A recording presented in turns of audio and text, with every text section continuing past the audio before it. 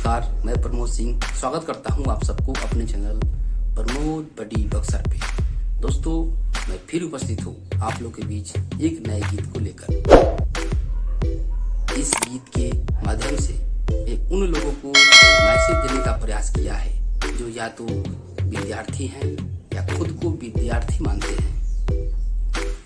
तो चलिए दोस्त, शुरू करते हैं इस गीत को। और इस गीत का जो मैंने टॉपिक दिया था वो था कलमिये में जान का। तो चलिए दोस्त, शुरू करते हैं इस गीत को। पढ़ लिख बबुआ रे कलमिये में जान बा, पढ़ लिख बबुआ रे कलमिये में जान बा, कलमिये से मिलत ई जगत में पहचान बा। पढ़ लिख बबुआ रे कलमिये में जान बा, कलमिये से मिलत ई जगत में पहचान बा, पढ़े लिखे वाला ही बनत महान बा।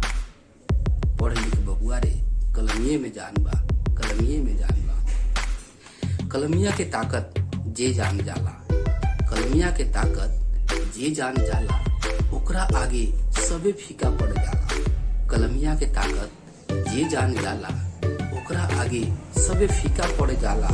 कलमिये दियौलस कितने की पहचान बा, कलमिये दियौलस कितने की पहचान बा, पढ़े लिखे वाला के ही ओकर गुणगान बा। पढ़ लिख बबुआ रे कलमिये में जान बा, कलमिये में जान बा। प्रमोद कहेलन कि पढ़ लिख बाचा, प्रमोद कहेलन कि पढ़ लिख बाचा, नहीं तो जिंदगी में हो जीव पाछा। कलमिया के महिमा सबसे महान बा, कलमिये से बनल भारत के पहचान बा। पढ़ लिख बबुआ रे कलमिये में जान बा, कलमिये में जान बा। रंक से राजा बनावेला कलमिया, रंक से राजा बनावेला कलमिया, सबका से इज्जत दिलावेला कलमिया। कलमिये जगावत सबका के सुतल भाग्य बा। पढ़ लिख बबुआ रे कलमिये में जान बा, कलमिये में जान बा।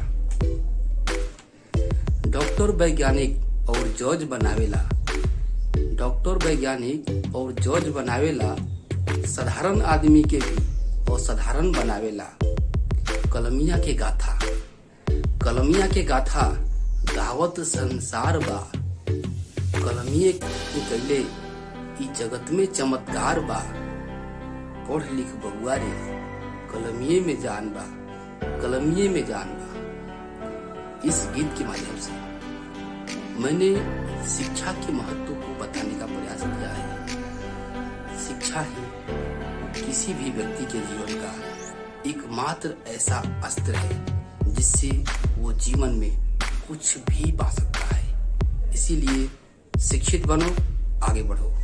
लव यू दोस्त, ऑल द बेस्ट। वीडियो अच्छा लगे चैनल को सब्सक्राइब, लाइक और